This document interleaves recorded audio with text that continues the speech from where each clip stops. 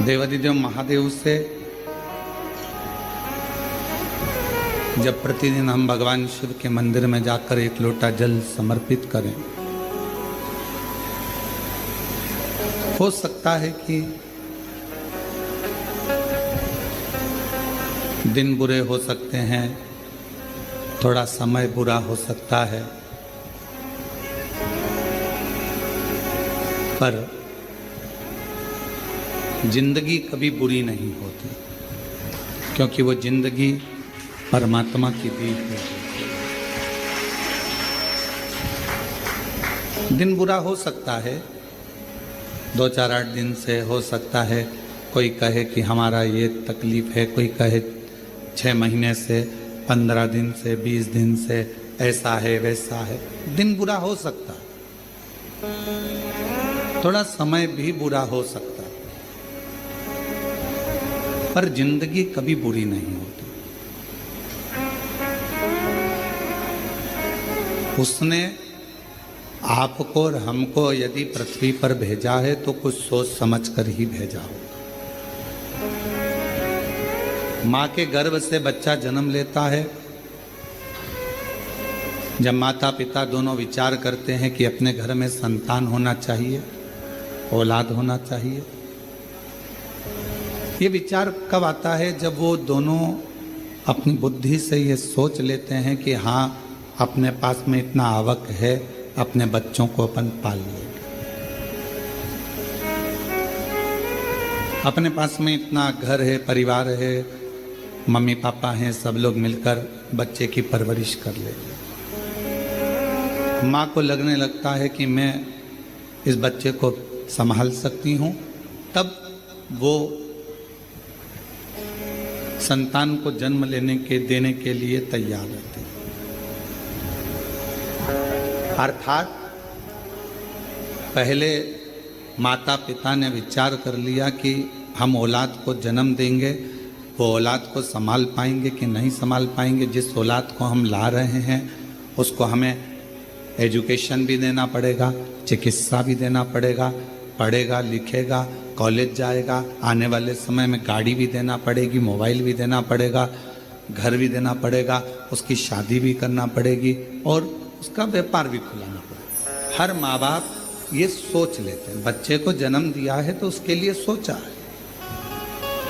अब जैसे माता पिता अपने बच्चे के लिए सोचते हैं कि इसको जन्म दिया है तो इसके लिए सब व्यवस्था करना पड़ेगी, उसी तरह जब हम पृथ्वी पर आते हैं, हमारा जन्म होता है, हम माँ के गर्भ में नहीं आते, उससे पहले परमात्मा भेजने से पहले हमारी पूरी व्यवस्था पृथ्वी पर करा देता है कि इसको मृत्युलोक में भेजा है तो व्यवस्था करना है।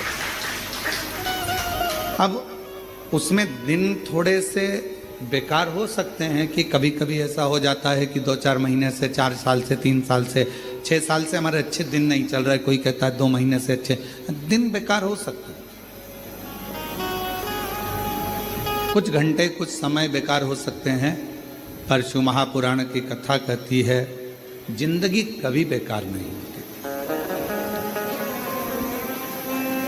बड़ी मुश्किल से तो मिली है और परमात्मा ने जो जिंदगी दी है वो कभी बेकार नहीं है।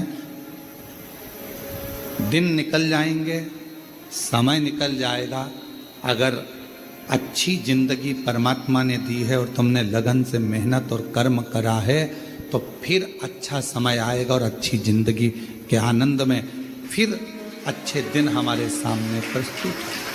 आप कभी इस जिंदगी से हताश मत होइए।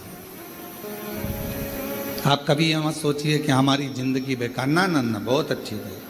और तेरा ही दिया मैंने खाया पिया है, तेरा शुक्रिया है, तेरा शुक्रिया है।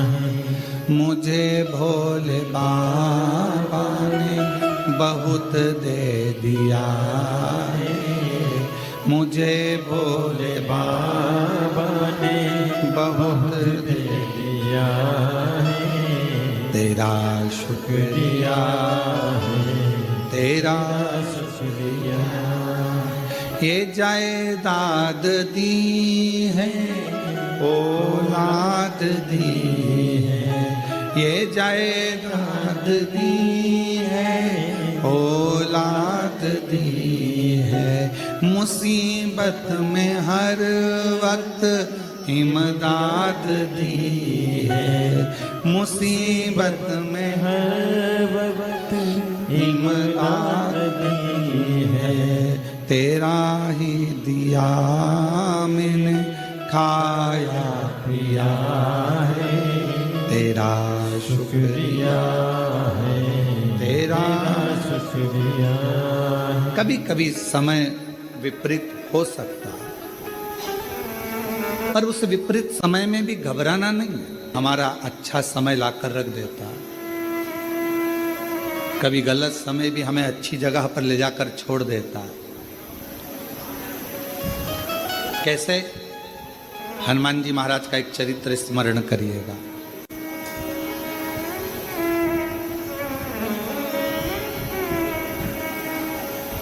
श्री हनुमान जी महाराज ने एक लीला रची और उस लीला में उन्होंने सूर्य को निगलने का भी प्रयास किया और निगल गया। बहुत सारा श्री हनुमान जी महाराज ने लीलाओं को रचा और एक बार ऐसा हुआ कि श्री हनुमान जी महाराज जब मूर्छा खाकर भूमि पर आए सूर्य के निगलने पर,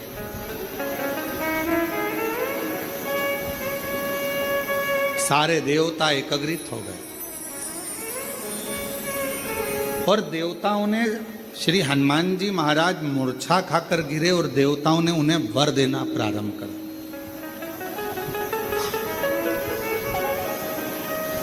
कभी कभी विपरीत परिस्थिति हमारी अच्छे समय को लाकर खड़ा कर देती है। अच्छे समय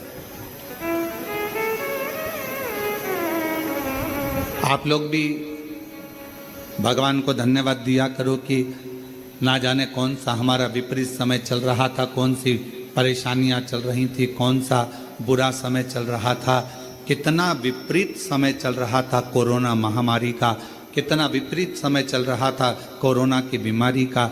लोग मर रहे थे, प्राण छूट रहे थे, जगह जगह हाहाकार मचा हुआ था। सारे देश, दूसरे भी विदेश, सब कोरोना के कारण स्तब्ध थे। उस विपरीत परिस्थिति में भगवान ने आपको शिव महापुराण की राह बताई और शिव पुराण के माध्यम से आपका चित्त भगवान ने लिया। कभी कभी विपरीत परिस्थिति भी हमको अच्छी जगह पर लाकर छोड़ देती है। हनुमान जी महाराज अगर मूर्छा खाकर गिरे हैं तो उनको वर प्राप्त हुए और उसमें सबसे प्रबल वर था हनुमान जी के पास, और श्री हनुमान जी महाराज के पास में वो सबसे जरूर हनुमान जी महाराज के हाथ में गदा। हनुमान जी के हाथ में जो गदा थी, जो सोटा था, वो मूल था। किसने दिया था? सारे देवता वर दे रहे थे, सब देवता। भगवान शंकर भी आकर खड़े हुए थे। भगवान शिव का ही तो अंश श्री हनुमान जी महाराज। शंकर सुमन कैसे?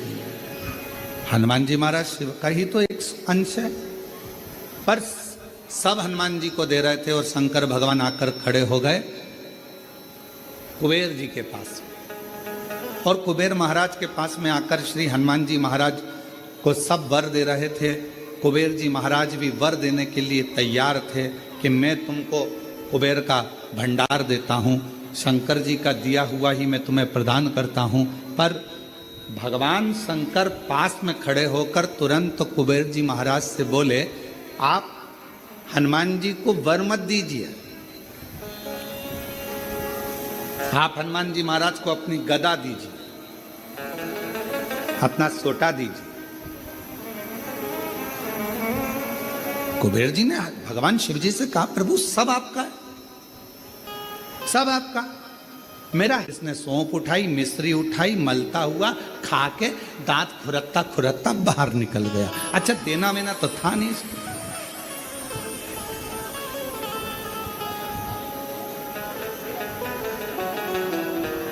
क्यों रे आशीष, सही है?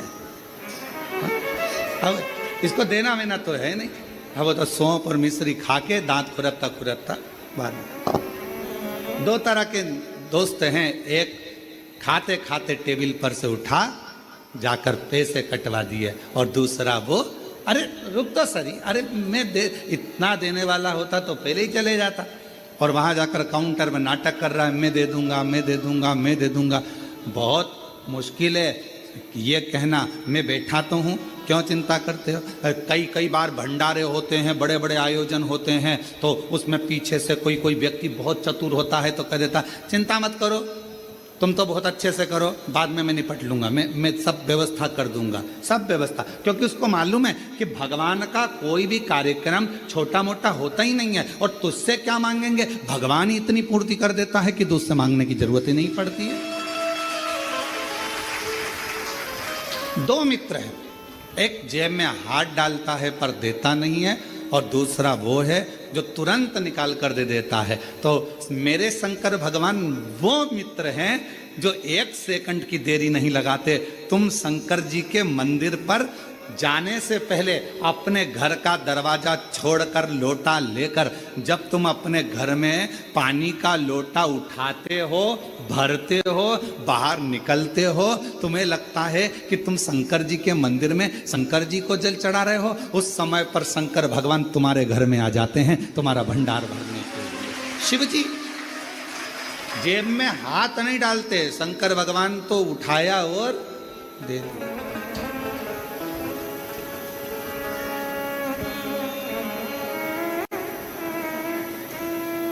और धन धन भोलानाथ, गजब की तेरी कृपा है मेरे शंभू। तू खजाने लुटाता है तो ऐसे लुटाता है कि जेब में हाथ डालने की जरूरत ही नहीं पड़ती।